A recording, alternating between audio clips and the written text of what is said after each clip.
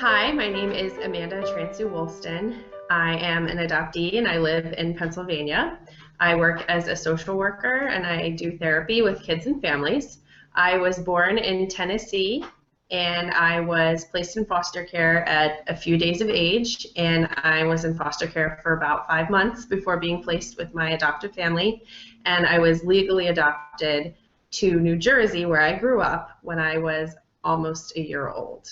I would describe myself as a young child as pretty boisterous, and that means that I was pretty loud and pretty opinionated and a little stubborn, and I liked to have my way.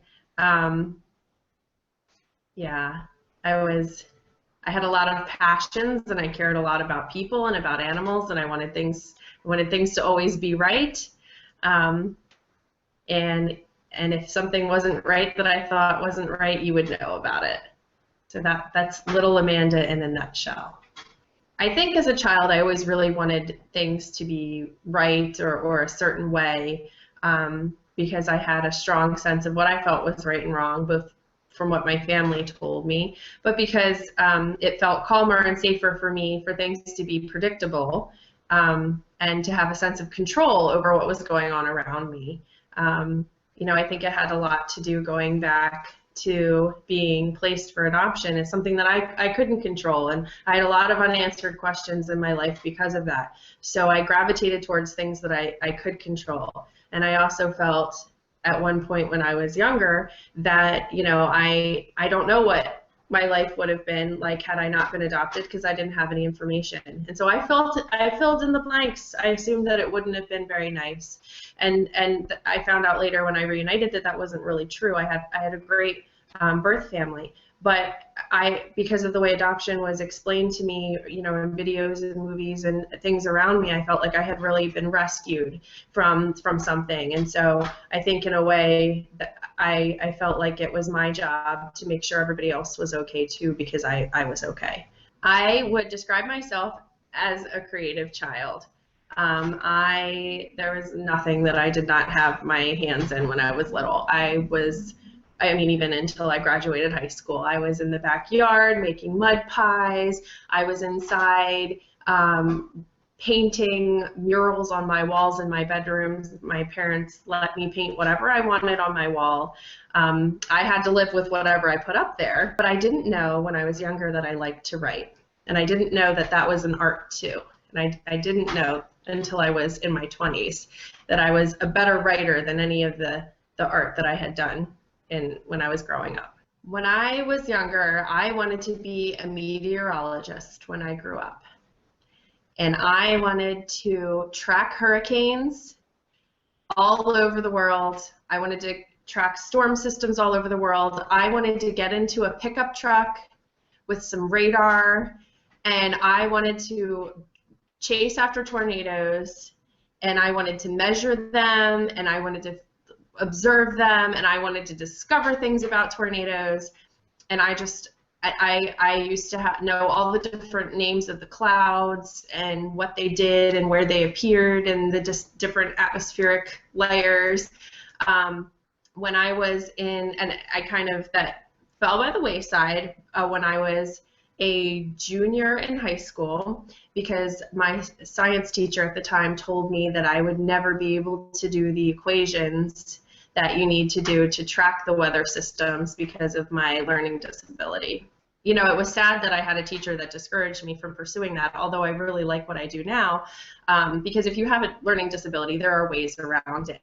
I took master's level statistics, for example, not too long ago, and I got a 98% in the class because I had a teacher that really worked with me. And so I could have done the equations to be a meteorologist. But when you're a young woman and you're loud and you're opinionated, and maybe if you have a teacher that doesn't appreciate that, part of it could be that they are concerned that your learning disability could get in your way, and part of it could be that you're just not acting within your role as what they think that a young girl should be doing or thinking or saying, and what they say to you reflects something about themselves that they haven't quite figured out yet. My feelings about schooling as a child kind of are split up between, two very distinct experiences from when I was really young to when I was a little bit older.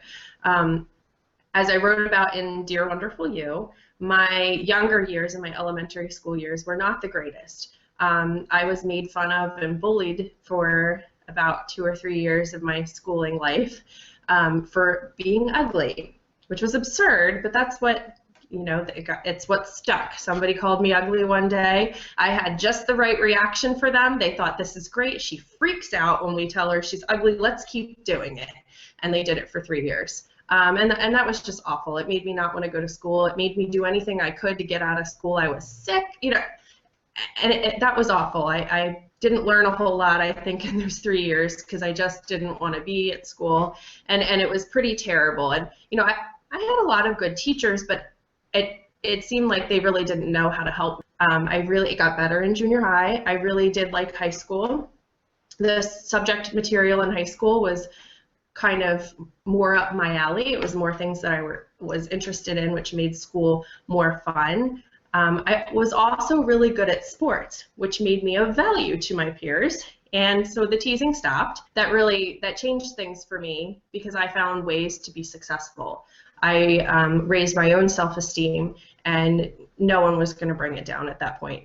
When I was younger, I really wasn't afraid of the typical things that most kids are afraid of, like the boogeyman in the closet. There is actually no boogeyman in the closet, or the dark or anything like that. I had a lot of fears that people were going to reject me or leave me, and I spent a lot of time being afraid of those types of things. Maybe that made me too busy to worry about what was under my bed. When I was afraid of something, I think what comforted me when I was really little is I had a blanket. And I got too old for my blanket, and I had to put it in a box and put it in the attic eventually. But when I was little and it was okay for me to have a blanket, I liked to snuggle up with my blanket, and it was very soothing to me.